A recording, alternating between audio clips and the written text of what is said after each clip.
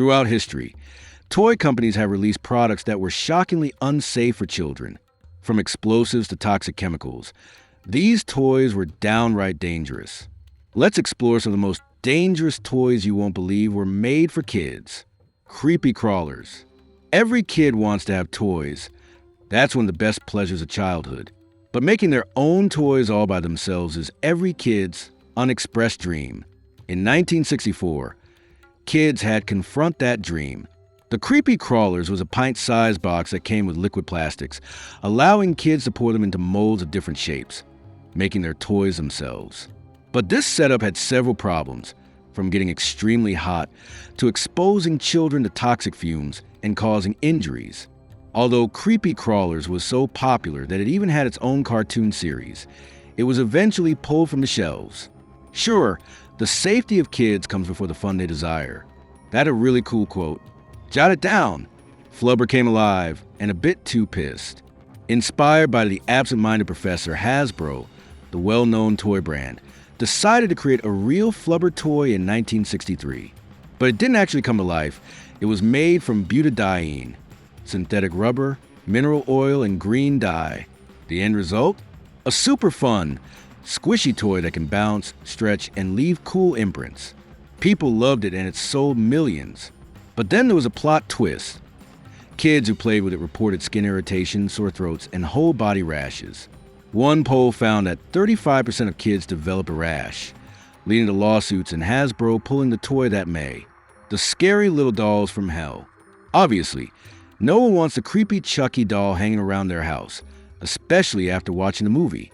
Back in 1993, there was a ton of buzz around some Chucky-like dolls, but with nice hair. These ugly dolls somehow gained international attention, and in 1996, the Snack Time Cabbage Patch Kid was released. It sounds strange, but the doll was designed to eat plastic food that you gave it, magically moving the remains to a backpack on its back. I mean, who wouldn't want to stick something in it and watch it crunch? But kids didn't just put plastic in. They also put their fingers.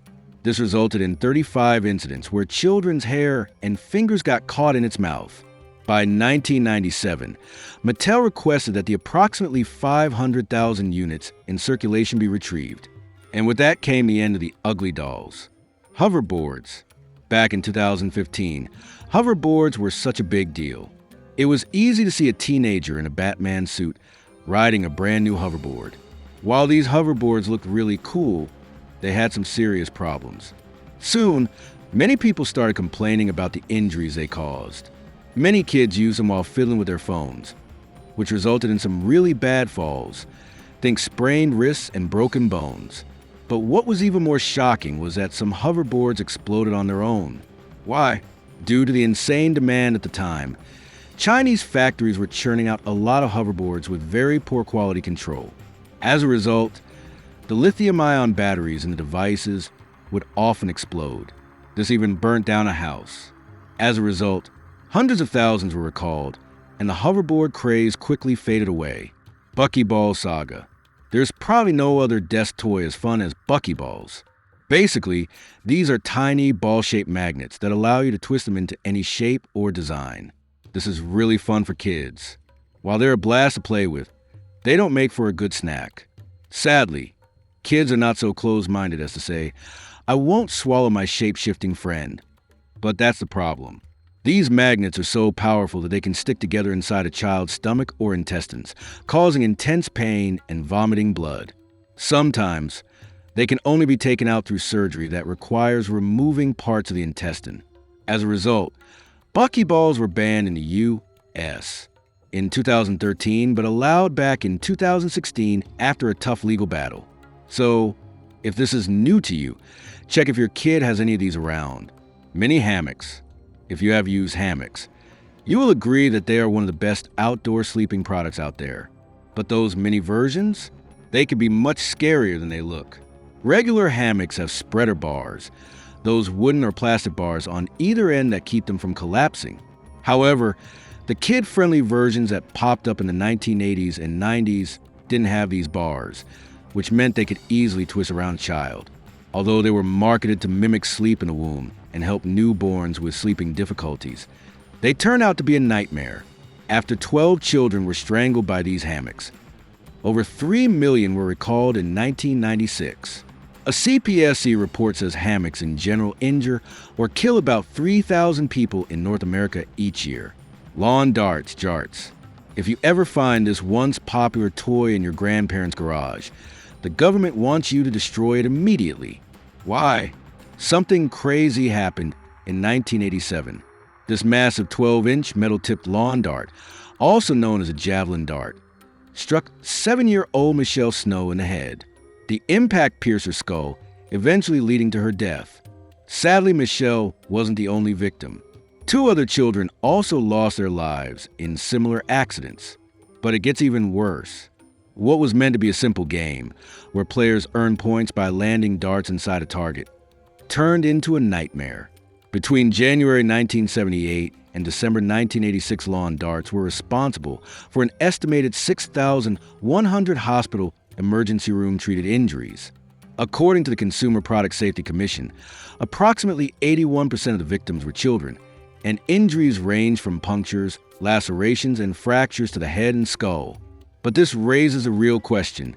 How was such a dangerous item ever disguised as a toy? Since the 1970s, lawn darts have been banned from toy stores to keep them out of children's reach. Yo-yo balls. You wouldn't think yo-yo balls could cause trouble, but they seem to be surprisingly dangerous. It is hard to imagine that just a yo-yo and a ball have actually sent a whole lot of people to the hospital. Every part of this popular toy is a threat, from the cord nearly strangling kids to the balls striking them in the head. In fact, the CPSC received 186 reports of incidents involving the toy's cord. Guess what? Experts scrutinized even the liquid inside for its potential toxicity and flammability. While thankfully there were no fatalities, there were far too many close calls. This led to a recall, though by that time, millions had already been sold across the country. Polly Pocket. Polly Pocket dolls made a huge splash in 1989, despite being less than an inch tall. Imagine a tiny apartment folded into a makeup compact, ready to fit in your pocket. Pure magic for 90s kids. Add in the boy version, Mighty Max, and these pint-sized playsets had everyone hooked. But these toys weren't meant to be eaten, and kids, as we know, make their own rules. Fortunately, the dolls were too large to swallow. However, the magnets and accessories often fell off, and if multiple magnets were swallowed, they could cause serious, even life-threatening damage to kids' digestive systems. Lots of reports of these incidents were made, which led to a major recall in 2006. Gilbert U. 238 Atomic Energy Lab. And this is one of the wildest toys on the list so far. The Gilbert U. 238 Atomic Energy Lab, released in 1950 by the A.C. Gilbert Company. This infamous kit was marketed as an educational toy to teach kids about atomic energy and radiation. Sounds cool, right? Well, not so fast. This set came packed with actual radioactive materials, including uranium-238, thorium-232, and even radium-226. I mean, kids were unknowingly playing around with tiny samples of the same chemical substances that resulted in the 1986 Chernobyl nuclear disaster. It didn't take long before parents found out, and as you might expect, they freaked out. Fun fact, each unit of this kit was sold at $50 each. That's $650 today. The kit was later pulled from the shelves in 1951, thanks to the growing awareness of the effects of radiation. At this point, toys should stick to being fun, not harmful experiments. It's hard to believe these hazardous toys were ever sold. Which ones shock you the most? Let us know in the comments, and don't forget to like, share, and subscribe for more crazy facts.